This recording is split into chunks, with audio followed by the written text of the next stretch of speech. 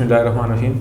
ناظرین، آپ دیکھ رہے ہیں ہزارہ ایکسپریس نیوز اور میں ہوں شیر افضل گجر. جیسا کہ پچھلے پروگرام میں ڈاکٹر عادل صاحب نے اناؤنس کیا تھا کہ ہم اگلے پروگرام میں یعنی آج کے پروگرام میں فن لینڈ کا جو نظام تعلیم ہے اس پہ بات کریں گے. تو اسی سلسلے میں چونکہ پچھلا پروگرام ڈاکٹر صاحب کا ٹرانسجنڈر کی سوشل انکلوژن کے حوالے سے تھا، تو آج اس پہ بات کریں گے ہم کہ جو مختلف دنیا کے جو مختلف ممالک ہیں ان میں مختلف جو تعلیمی نظام رائج ہیں، جن میں فن لینڈ کا جو تعلیمی نظام ہے، اس حوالے سے آج ڈاکٹر صاحب اس پہ روشنی ڈالیں گے.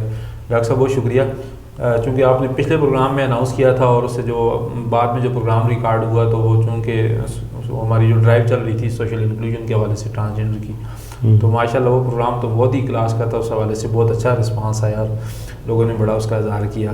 تو میرے خیال میں آج وہی جو آپ نے فن لینڈ کی جو فن لینڈ کا تعلیمی نظام تھا اس حوالے سے بات کرنی تھی، تو میرے خیال میں آج اس پہ ہاں، فن لینڈ ہم نے اصل میں جب ہم بات کر رہے تھے تو دنیا میں جو سب سے بہترین نظام جس کو سمجھا جاتا ہے، جب عالمی رینکنگ کی جاتی ہے مختلف اسکول سسٹمز کی اور تعلیمی نظاموں کی، تو اس میں پہلے نمبر پہ فن لینڈ کا نظام ہے.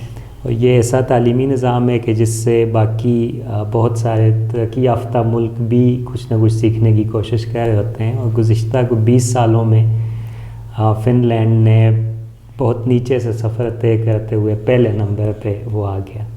تو یہ ایک حوالے سے بہت دلچسپ گفتگو ہو سکتی ہے کہ ہم کیا کچھ سیکھ سکتے ہیں فنش ماڈل سے اور باقی دنیا کیا کچھ سیکھ سکتی ہے.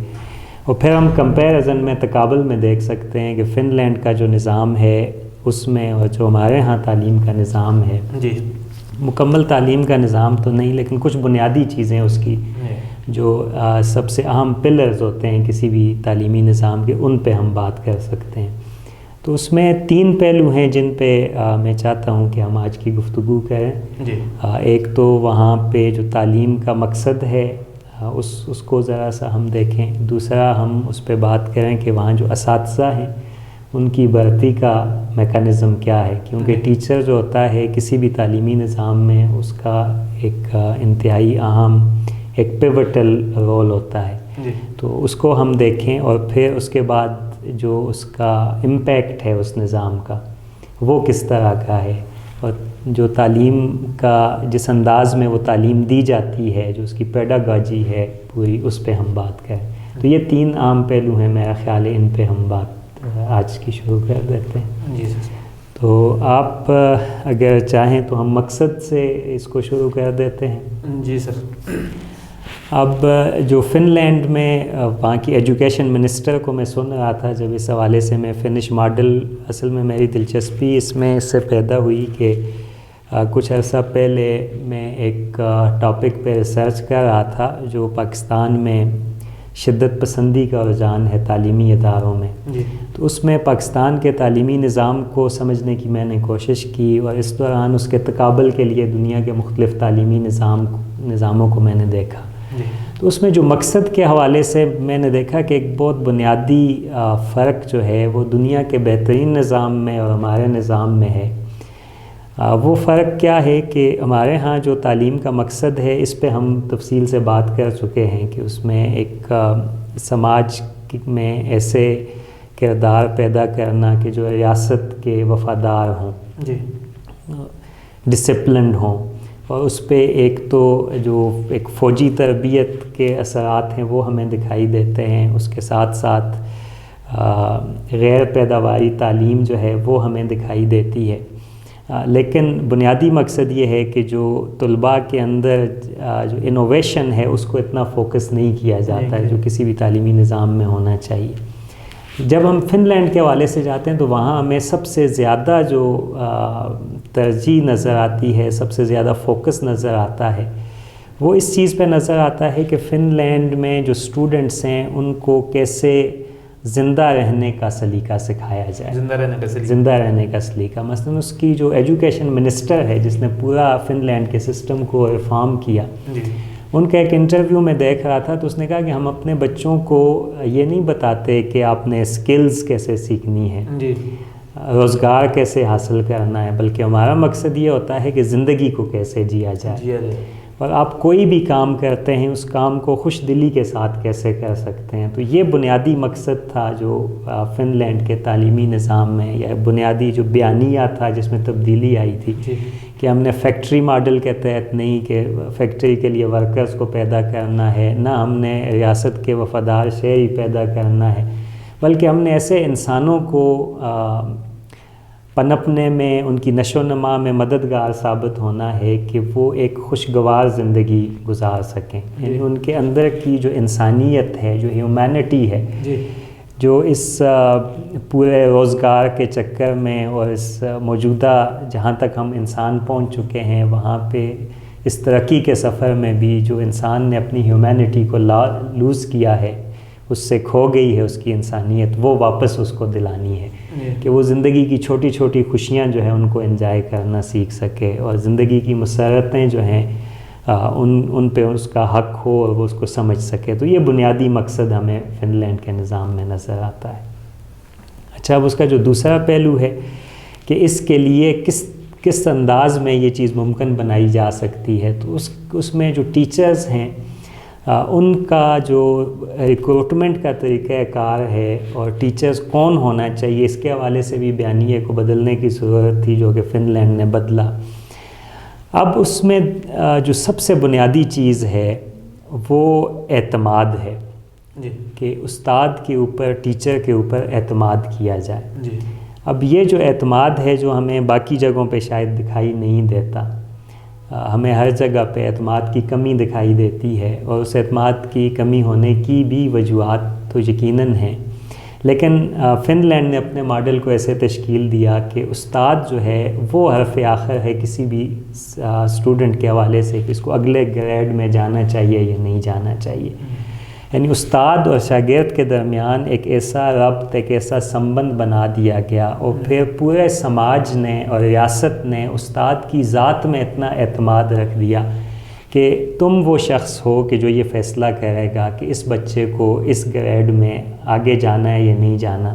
اب یہ جو اعتماد تھا، اس کی وجہ سے وہاں پہ امتحان کا نظام ختم ہو گیا. کسی امتحان لینے کی ضرورت نہیں ہے. جب آپ امتحان لیتے ہیں تو وہ اصل میں تو استاد پہ ایک عدم اعتماد بھی ہوتا ہے. جب آپ بورڈ کا ایگزام لے رہے ہیں، ہمارے ہاں جیسے ہوتا ہے، تو وہ یہاں پہ امتحان، وہ کہتے ہیں امتحان سے گزر رہے ہیں. ہاں، امتحان سے گزرنا ہوتا ہے پھر.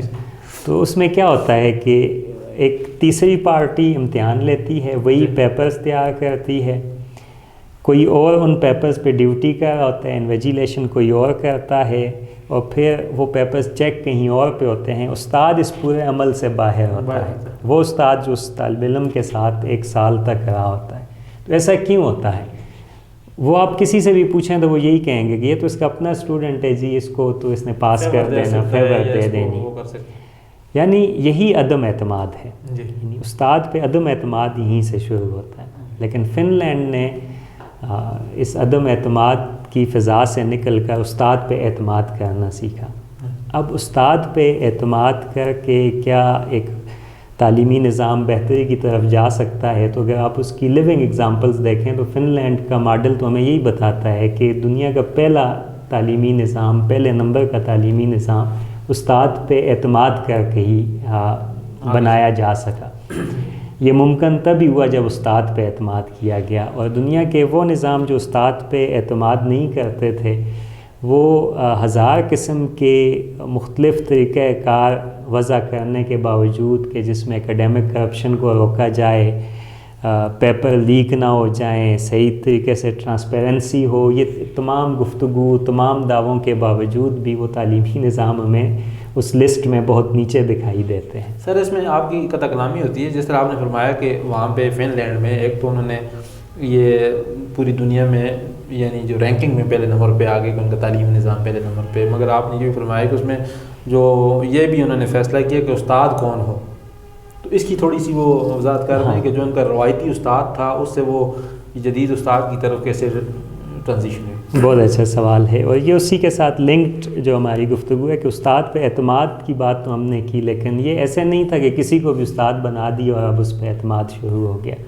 بلکہ اس کے لیے انہوں نے پورا ایک میکانزم بنایا. اب وہ میکانزم کیا تھا کہ اس میں کسی بھی انسان کو, کسی بھی شہری کو جب اس نے ٹیچنگ کے پروفیشن میں آنا ہے تو اس کے لیے ایک بہت سخت مقابلے کی فضا پیدا کی. اب عام طور پہ یہ کہا جاتا ہے اور ہمارے ہاں بھی یہ دلیل دی جاتی ہے کہ صرف جو معیشت ہے اس کو بہتر بنانے سے, اساتذہ کی تنخواہیں زیادہ کرنے سے یا باقی شعبوں کے مقابلے میں جب استاد کو آپ زیادہ تنخواہ دو گے تو اس سے معیار بہتر ہو جائے گا. فن لینڈ کا ماڈل ہمیں یہ بتاتا ہے کہ ایسا بھی نہیں ہے. وہاں کے اساتذہ کی تنخواہیں باقی بہت سارے شعبوں کے مقابلے میں زیادہ اچھی بھی نہیں ہیں, ریسپیکٹیبل ہیں, اچھی تنخواہیں ہیں, لیکن ایسی نہیں ہے کہ سب سے اچھی تنخواہیں اساتذہ کی ہوں. بہت سارے ایسے شعبے ہیں جن میں اساتذہ سے کئی گنا زیادہ کمایا جا سکتا ہے. تو اب اس کے پیچھے بھی جو ان کا جو تعلیمی نظام بنانے والے لوگ ہیں ان کا نظریہ یا ان کی دلیل یہی ہے کہ یہ صرف پیسے کے لیے نہیں بلکہ پیشن کے لیے لوگ اس شعبے میں آئیں. تو وہاں پہ تقریباً جو لوگ بھی ایجوکیشن کی فیلڈ میں آنا چاہتے ہیں یا اساتذہ کے طور پہ اپنے پروفیشن کا آغاز کرنا چاہتے ہیں تو اس میں جو کامیابی کی ریشو ہے وہ 10% ہے. یعنی اگر 100 لوگ استاد بننے کے لیے آتے ہیں تو ان میں سے صرف 10% کامیاب ہوتے ہیں کہ وہ اسکولز, کالجز یا یونیورسٹی کی سطح پہ استاد بن سکیں. اب اس کے لیے کیا ہوتا ہے وہاں پہ کہ 3 مراحل ہیں کسی بھی استاد کے بھرتی ہونے کے لیے. سب سے پہلا مرحلہ جو ہوتا ہے اس میں جو لوگ اس شعبے میں آنا چاہتے ہیں انہیں کچھ آرٹیکلز, کچھ مقالے دیے جاتے ہیں. اور انہیں کہا جاتا ہے کہ آپ جائیں اور ان مقالوں کا مطالعہ کریں اور اس کے بعد ان کے اوپر اپنا ہی ریفلیکشن دیں. ٹھیک ہے کہ آپ اس سے کیا سمجھے اور ان کا تنقیدی جائزہ لیں.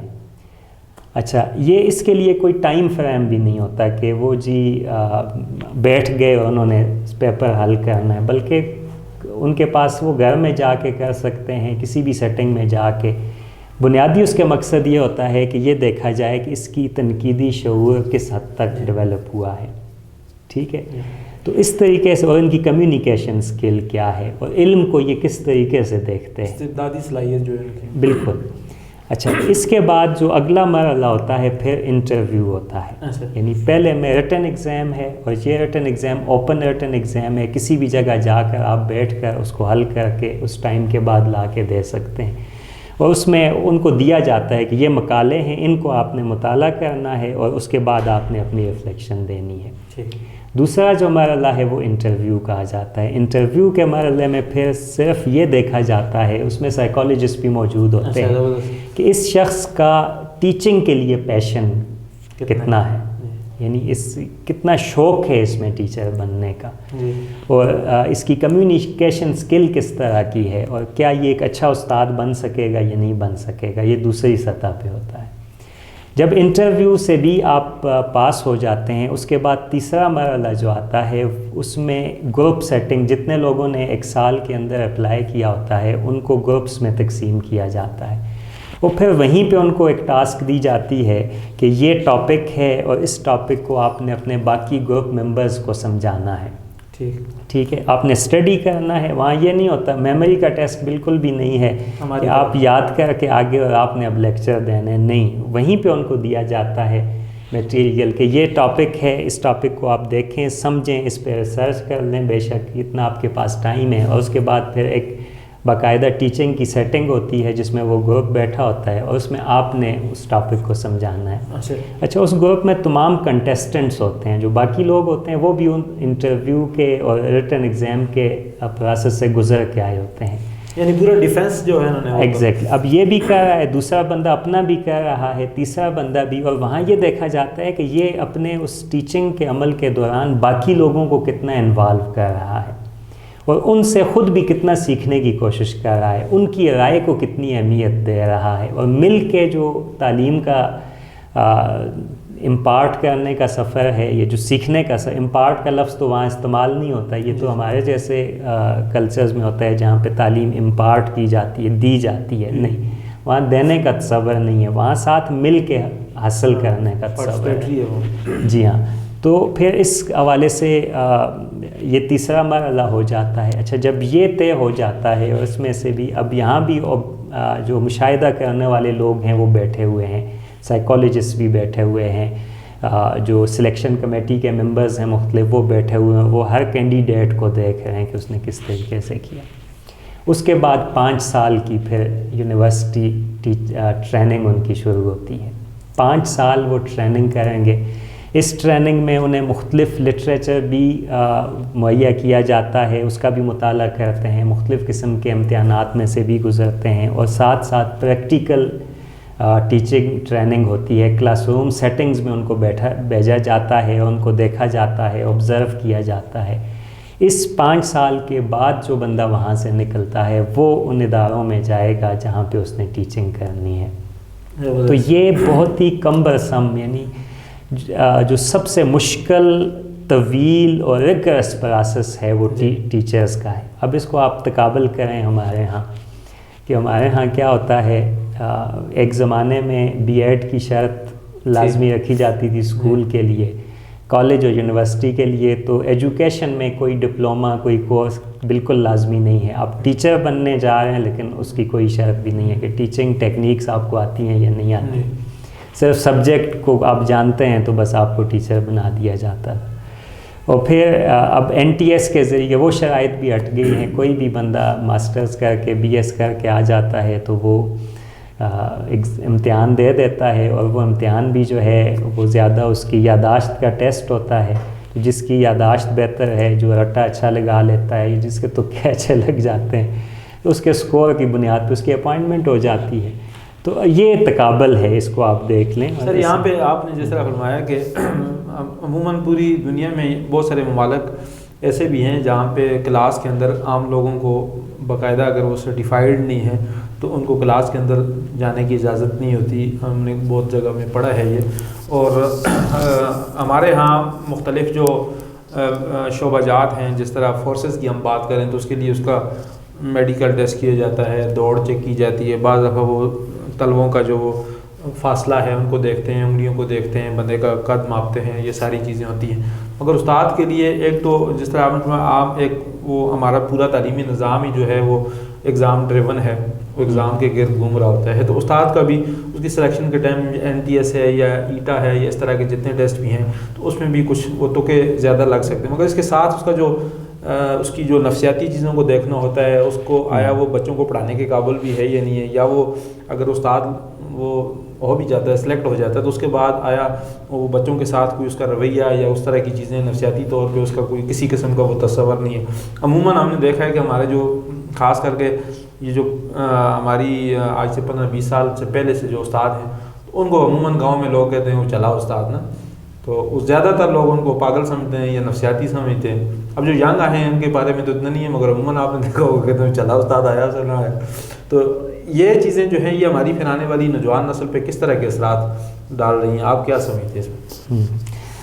اصل میں مسئلہ یہی ہے نا کہ جب آپ کی جو سلیکشن کا پروسیس ہے جس کی طرف آپ نے اشارہ کیا کہ وہ صحیح طریقے سے نہیں ہوگا، اور سلیکشن کا پروسیس اس وقت تک صحیح نہیں ہو سکتا جب تک تعلیم آپ کی ترجیحات میں پہلے نمبر پہ نہ ہو۔ پہلے پہ نہیں رکھیں، چلیں دوسرے پہ رکھ لیں، تیسرے پہ رکھ لیں، لیکن آپ کی اولین ترجیحات میں تعلیم اور علم اگر آ جائے گا تو اس کے بعد ہی آپ تعلیم کے حوالے سے اور تعلیمی نظام میں جو اصلاحات ہیں اس کے حوالے سے سوچنا بھی شروع کریں گے، پالیسیز بھی بنانا شروع کریں گے۔ جس قسم کا جو ترجیحات میں جہاں پہ تعلیم کو رکھا گیا ہے اور علم کو رکھا گیا ہے اس کی اپنی وجوہات تو ہیں اس پورے نظام کے اندر، کیونکہ جو بالادست طبقے ہیں وہ اس قسم کی تعلیم جو تنقیدی شعور کو پیدا کرتی ہو یا اس قسم کی تعلیم جو تنقیدی سوچ کو اور انوویشن کو، جدت کو پیدا کرتی ہو تو قابل قبول ہے نہیں، کیونکہ وہ خود پورے نظام کے لیے چیلنج بن سکتی ہے۔ تو جس قسم کا تعلیمی ڈھانچہ یہاں موجود ہے یہ تعلیم سے زیادہ روزگار کی انڈسٹری اب بن چکا ہے کہ چونکہ آپ کے پاس اور کوئی صنعت موجود ہے نہیں، اور جو سرکاری ادارے ہیں یا جو جتنی صنعت کو میں آیا گیا نیشنلائز، وہاں پہ کچھ نوکریوں کے امکانات تھے، وہ بھی پرائیویٹائزیشن ہونے کی وجہ سے وہاں سے بھی کم ہوتے چلے گئے۔ تو اب یہ تعلیم کا شعبہ ایسا ہے جس پہ کچھ نہ کچھ ہمیں بیرونی دنیا سے بھی امداد مل جاتی ہے، تو اس کو ہم نے ایک صنعت کے طور پہ دیکھا کہ چلیں اس میں لوگوں کو روزگار نوکری جو ہے وہ مل جائے گی. اس کو اسی تصور کے تحت ہی دیکھا جاتا ہے کہ روزگار کا ذریعہ ایک بنا دیا جاتا ہے. تو اس میں بالکل نہ تو نفسیاتی حوالے سے اس کو دیکھا جاتا ہے, آپ نے درست فرمایا, نہ اس کا ٹیمپرامنٹ, نہ اس کا شوق, کوئی بھی کسی بھی ایسی چیز کو ملوز خاطر نہیں رکھا جاتا. تو اس کا نتیجہ کیا ہوگا کہ وہ جو استاد ہے وہ جب اپنے پروفیشن میں آ جائے گا تو ابتدائی طور پہ تو کچھ نہ کچھ وہ جو نیا شوق ہوتا ہے وہ بھی ہوتا ہے کہ چلو ایک نوکری مل گئی ہے تو کچھ عرصہ میں نے کام کرنا ہے. لیکن جو کنٹینٹ ہے, جو کریکولم ہے, جو پورا تعلیمی ڈھانچہ ہے وہ اتنا تھکا ہوا ہے کہ وہ اس استاد کو بھی تھکا دیتا ہے. تو اب اس میں رستہ کیسے نکالا جائے, کس طریقے سے ہم ان مسائل سے نکل سکتے ہیں, تو اس میں سب سے پہلی چیز تو یقیناً پالیسی کی سطح پہ ہے کہ ہمیں اپنی قومی ترجیحات میں تعلیم کو ایک صف اول کی ترجیح کے طور پہ لینا ہوگا کہ آپ پہلے نمبر پہ نہیں تو دوسرے تیسرے چوتھے نمبر پہ تو اس کو رکھ لیں. دوسرا, ایک گرینڈ نیشنل ڈائلاگ کرانے کی ضرورت ہے اکیڈیمیا کے اندر, اور جو ہمارے اساتذہ کرام ہیں ان کو دوسرے ممالک کے ٹیچرز کے ساتھ انٹریکشن کے مواقع پیدا کرنے چاہیے. ان کی ٹریننگز کے لیے کچھ ایسا نظام بنانا چاہیے کہ یہاں کے اساتذہ کچھ دوسرے ملکوں میں چلے جائیں. اب 100 ٹیچرز کو اگر بھیجتے ہیں ایک سال میں, وہ واپس آ کے تو وہ 1,000 لوگوں کو ٹرین کر سکتے ہیں, وہ 1,000 10,000 لوگوں کو ٹرین کر سکتے ہیں. تو یہ جو چین پروسیس ہے یہ چلایا جا سکتا ہے. لیکن سوال پھر وہی ہے کہ کیا ہم اس بات کے لیے تیار ہیں کہ ہمیں اپنے تعلیمی نظام میں اصلاحات لانی ہے, اور ہم ایک ایسا تعلیمی نظام چاہتے ہیں اس ملک کے لیے کہ جس کے نتیجے میں تنقیدی شعور پیدا ہو, انوویشن پیدا ہو. اس کے لیے باقی جو سماجی ڈھانچہ ہے اس کو بھی بدلنا ہوگا, جو معاشی ڈھانچہ ہے اس میں بھی کچھ تبدیلیاں لانی ہوں گی. اس کے بغیر یہ ممکن نہیں ہے.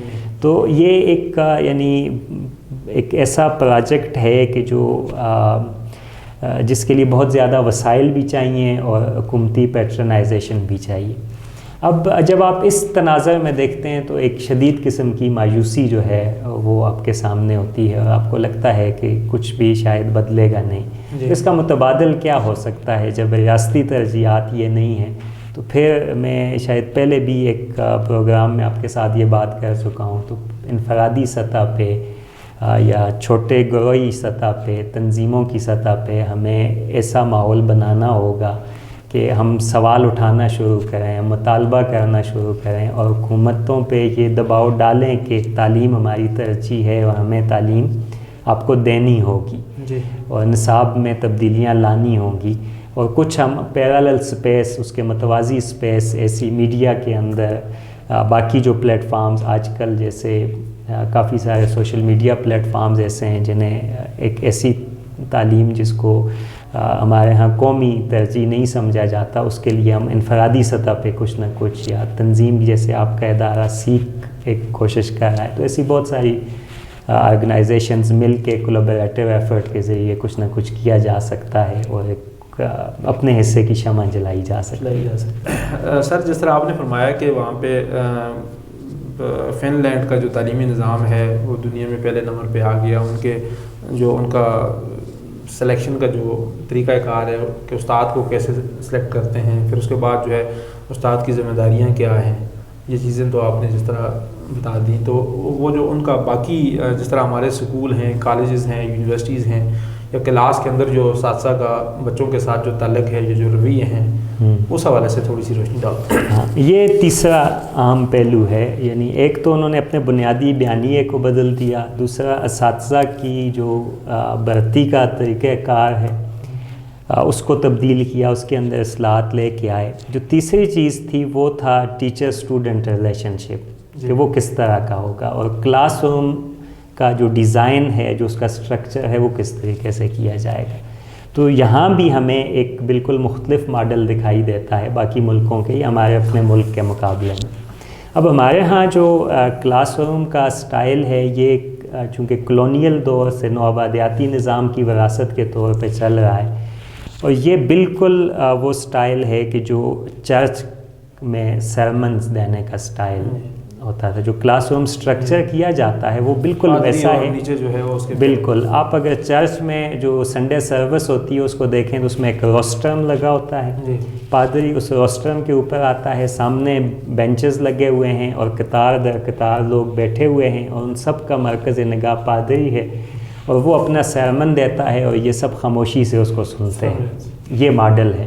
یہی ہماری کلاس رومز میں وہی ماڈل ہے, کیونکہ یہ ہمارا ماڈل بھی سب کانٹیننٹ کا ماڈل بھی نہیں ہے. یعنی ہمارے ہاں تو جو اس طرح کی مغربی یا جدید جو تعلیم ہے وہ نہیں تھی, لیکن جو مدرسہ تعلیم بھی تھی اس کا ماڈل یہ والا نہیں تھا. اس میں اگر اب بھی آپ مدرسے میں چلے جائیں, جہاں کچھ جگہوں پہ مجھے جانے کا اتفاق ہوا ہے, تو وہ زمین پہ اسٹوڈنٹس بھی بیٹھے ہوتے ہیں اور ٹیچر بھی زمین پہ بیٹھا ہوتا ہے, اور موسٹلی وہ سرکل کی شکل میں بیٹھتے ہیں. وہ سرکل. اچھا, اب کچھ چیزیں جو ہمارے قدیم نظام میں اچھی تھیں, ہم نے اچھا برا سوچ کے تو کچھ کیا نہیں ہے نا. ہم تو ایک ہوا کے ساتھ چلتے رہے, جو ہم پہ امپوز ہو گیا اسی کے ساتھ چلتے رہے. اب یہ ایک بہت زبردست ماڈل تھا کہ جس میں آپ ٹیچر اور اسٹوڈنٹ کو ہاں بالکل ایک سطح پہ لے آئے. ٹھیک ہے. اور پھر انڈیویجول ٹیچر اسٹوڈنٹ ریلیشن شپ اگر آپ نے دیکھا ہو کہ مدرسے میں ہوتا ہے کہ ایک طالب علم آتا ہے, اگرچہ وہ کانٹینٹ کے حوالے سے ہم بات نہیں کرتے کہ اس نے تو وہ یاد کیا اور سنانا ہوتا ہے, لیکن جو انٹریکشن ہے وہ ایک ٹیچر ایک اسٹوڈنٹ کا روزانہ کی بنیاد پہ ہوتا تھا. اب یہ چیز یہ بتاتی ہے کہ طالب علم کتنی اہمیت کا حامل ہے, کہ اس کو ایک خاص مخصوص وقت کے لیے ایک استاد کی مکمل توجہ مل رہی ہے, نہ کہ اس چرچ کے ماڈل کی طرح کہ جہاں پہ 100 یا 80 بچہ یا 120 بچہ کلاس میں بیٹھا ہے اور اس استاد کو ساری توجہ مل رہی ہے, اسٹوڈنٹ کو نہیں مل رہی, اور ایک اسٹوڈنٹ کو 1 منٹ بھی وہ خاص توجہ نہیں ملتی جو کہ استاد کو جس طرح مل رہی ہوتی ہے. تو فن لینڈ نے اس حوالے سے جب آپ ان کے کلاس روم کو دیکھیں تو وہ اس کے حوالے سے بہت زیادہ اوپن ہیں کہ استاد جو ہے وہ اپنی مرضی سے اپنی پسند سے چیزوں کو ہینڈل کر سکتا ہے, دیکھتے ہوئے بچوں کے مزاج کو دیکھتے ہوئے, ان کے ٹیمپرامنٹ کو دیکھتے ہوئے. تو اکثر جو ہے وہ ایک تو ٹیچر ڈسٹنس پہ نہیں ہوتا, وہ ان کے ساتھ ہوتا ہے. پھر وہ سرکل کی شکل میں, دائروں کی شکل میں اسٹوڈنٹ کو بٹھاتا ہے. تیسرا اہم چیز یہ ہے, دوسری جو اہم چیز ہے, ایک سٹرکچر ہو گیا کلاس کا. سیکنڈلی یہ ہوتا ہے کہ جو اسٹوڈنٹ ہے اس کو یہ دیکھا جاتا ہے کہ یہ کہیں بوریت کا شکار نہ ہو جائے, تو اس میں جو پریکٹیکل ایکٹیویٹیز ہیں, جو عملی ایکٹیو, مثلا میتھس اگر کرنا ہے تو ان کو بالز دیں گے, ان کے ساتھ کھیل کے 2+2 کریں گے, بجائے اس کے کہ وہ ایبسٹریکٹ لفظ 2+2 یا اس کی جو کاؤنٹنگ ہے وہ یاد کرتے رہیں. تو میموری سے زیادہ جو پریکٹیکل ایجوکیشن ہے اس کا. تیسری چیز یہ دیکھی گئی ہے کہ ایک بچہ 24 گھنٹے میں کتنی دیر کے لیے توجہ دے سکتا ہے مخصوص ایکٹیویٹیز کو. تو اس کی نفسیاتی ضروریات کو دیکھتے ہوئے وہاں پہ صرف 20 گھنٹے اسکول ہے ایک ہفتے میں, یعنی روزانہ اگر 5 دن آپ جاتے ہیں تو 4 گھنٹے تک کا اسکول ٹائم ہے. اس سے زیادہ اگر آپ کریں گے تو وہ بچہ اس کو وہ نئی چیز, نئی ایکٹیویٹی چاہتا ہے. کوئی ہوم ورک کا کانسیپٹ نہیں ہے, بلکہ کانسیپٹ سیکھنے کا ہے کہ وہیں پہ اس نے سیکھا ہے, اور جیسے ہی استاد کو محسوس ہوتا ہے کہ اب یہ اس حد تک چیزیں سیکھ چکا ہے کہ اس کو اگلے درجے میں چلے جانا چاہیے, تو استاد کے فیصلے کے نتیجے میں وہ اگلے درجے میں چلا جاتا ہے. کوئی پاس فیل کا نظام نہیں ہے. تو یہ جو اس کے سٹرکچر کے اندر یا جو آن کیمپس آپ جس کو کہتے ہیں, یا اسکول کے اندر جو تبدیلیاں, جو اصلاحات تھیں, اس نے کیا کیا کہ جو اسٹوڈنٹ تھے ان کو ایکٹیو پارٹیسپینٹ بنا لیا اس لرننگ پروسیس میں. یعنی یہاں پہ اب ایسا نہیں کہ استاد ایک بھرا ہوا جگ ہے جس میں سے ایک خالی جگ میں آپ پانی ڈالتے ہیں, علم ڈالتے ہیں, بلکہ استاد اور شاگرد مل کے وہ کھیل کھیل رہے ہیں اور اس کھیل میں سیکھ رہے ہیں. اور پھر وہ کھیل کا دورانیہ پھر بھی اتنا مختصر رکھا گیا ہے کہ بچوں سے اکتائے نہ, بلکہ جس وقت چھٹی ہوتی ہے تو وہ سٹل بچوں کے اندر وہ پیاس ہوتی ہے, وہ چاہتے ہیں وہ اسکول میں رہیں, لیکن وہ واپس ان کو جانا ہوتا ہے. تو یہ چیز ایک شوق ان کے اندر پیدا رکھتی ہے کہ دوسرے دن پھر میں نے جانا ہے. ان کی جو حیرت ہے, جو تحیر ہے, جو کیوریاسٹی ہے, وہ زندہ رہتی ہے. تو اس پورے نظام کو اس انداز میں انسانی نفسیات کو, بچوں کی نفسیات کو, پھر ان کی ایج کے ساتھ جو تبدیلیاں آ رہی ہوتی ہیں ان کو مد نظر رکھتے ہوئے, اور استاد کی سپورٹ کے لیے 2 مزید لوگ ایسے ہوتے ہیں جو ہر کلاس روم میں ملیں گے. ایک ان کے जो स्पीच पैथोलॉजिस्ट होते हैं, अगर किसी बच्चे को कुछ अल्फाज अदा करने में मसला आ रहा है या कोई रुकावट आ रही है तो वो उसको देखता है। दूसरा साइकोलॉजिस्ट कि बच्चे को अगर कोई लर्निंग बैरियर्स आ रहे हैं, उसको सीखने में किसी कॉन्सेप्ट को मसला पेश आ रहा है, तो फिर वो साइकोलॉजिस्ट देखता है कि ऐसा क्यों है, बजाय इसके कि हम तो डंडा उठा लेते हैं ना कि याद करो नहीं तो ये सज़ा मिलेगी। वहाँ पे ये नहीं, एक उस्ताद के साथ ये एक्स्ट्रा 2 लोग होते हैं, बिल्कुल वो उनको रेफ़र कर सकता है। किसी भी एक बच्चा अगर उसको लर्निंग किसी भी कॉन्सेप्ट को सीखने में मसला दरपेश आ रहा है तो वो उस बच्चे पे प्रेशर नहीं डालता, बल्कि वो फ़ौरन उसको रेफ़र करता है साइकोलॉजिस्ट को। एक बच्चा है उसको कुछ अल्फाज की अदायगी में मसला है, वो उसको स्पीच पैथोलॉजिस्ट को रेफ़र करता है। और इस तरह जो बच्चों की कम्युनिकेशन स्किल्स हैं उन पे भी काम हो रहा होता है, और जो उनके साइकोलॉजिकल इश्यूज़ पैदा हो रहे होते हैं उन पे भी काम हो रहा होता है। तो ये वो सब चीज़ें हैं, ये वो इस्लाहात का मजमूआ था जिसने फ़िनलैंड को 20 साल के अंदर दुनिया का नंबर 1 एजुकेशन सिस्टम बना दिया। तो इससे मुझे ये लगता है कि अगर हम कुछ ना कुछ पॉलिसी मेकिंग की सतह पे लोग अगर कुछ इससे सीखने की कोशिश करें और कुछ हम अपनी पॉलिसीज़ में चेंजेस लाएं, या उसकी पैरेलल स्पेस में वो लोग, वो तंजीमें जो इस पे काम करना चाहती हैं, वो फिनिश मॉडल को ख़ास तौर पे देखें समझें, तो बेहतरी लाई जा सकती है। बहुत शुक्रिया डॉक्टर साहब, आपने फ़िनलैंड के हवाले से, फ़िनलैंड के तालीमी निज़ाम के हवाले से, उस्ताद के किरदार के हवाले से, उस्ताद की सिलेक्शन के हवाले से, क्लास रूम का जो इन्वायरमेंट, इस हवाले से जितनी भी चीज़ें बताई हैं, ये कम से कम मेरे लिए तो सारी नहीं है, और मैं ये समझता हूँ कि हमारे जो नाज़रीन हैं उनके लिए भी ये मालूमात बिल्कुल नहीं होंगी, वो भी एजुकेट होंगे। नाज़रीन, आपने डॉक्टर साहब की गुफ्तगू सुनी फ़िनलैंड का जो तालीमी निज़ाम है। चूँकि ये इस निज़ाम को डिस्कस करने का मकसद बुनियादी तौर पे ये है कि पूरी दुनिया में फ़िनलैंड के तालीमी निज़ाम को सबसे बेहतरीन निज़ाम माना गया है, और ये निज़ाम बेहतरीन किस वजह से हुआ है, इसके पीछे कौन सी वो वजूहात हैं या कौन सा वो समाजी अमल है जिनकी वजह से आज पूरी दुनिया फ़िनलैंड के तालीमी निज़ाम को सबसे बेहतरीन निज़ाम करार दे रही है। इसी हवाले से ये मालूमात और ये जो सारी सूरत हाल थी ये आपके सामने पेश करना मकसूद था। अगले प्रोग्राम में फिर हाज़िर होंगे। आज इतना ही, बहुत शुक्रिया।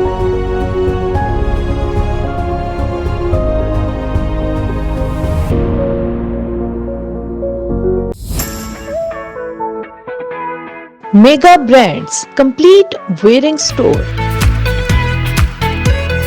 अब आपके शहर मानसरा में पहली बार ladies, gents and kids garments और शूज की मुकम्मल वैरायटी मिले एक ही छत तले। मेगा ब्रांड्स में आपको लेडीज गारमेंट्स में मिले लेडीज कैजुअल सूट, स्वेटर्स, वूल शॉल, किप shawls, ladies handbag, gents bridal wear, sherwani khussa, gents three-piece suit, winter jackets, hoodies. Kids winter collection की तमाम वैरायटी पर खुसूसी डिस्काउंट हासिल करें। इसके अलावा ladies handbags, school bags, party spray और गिफ्ट्स पैक की मुकम्मल वैरायटी। मेगा ब्रांड्स में आपको मिले कंप्लीट फ्रेंडली माहौल और बाजार से मुनासिब रेट्स पे तमाम अशिया खरीदें। अभी तशरीफ लाएं मेगा ब्रांड्स और सब कुछ खरीदें एक ही छत तले। राकापोशी प्लाजा, नियो सिटी पुल, एबटाबाद रोड, मानसेरा। 0321 9813 823।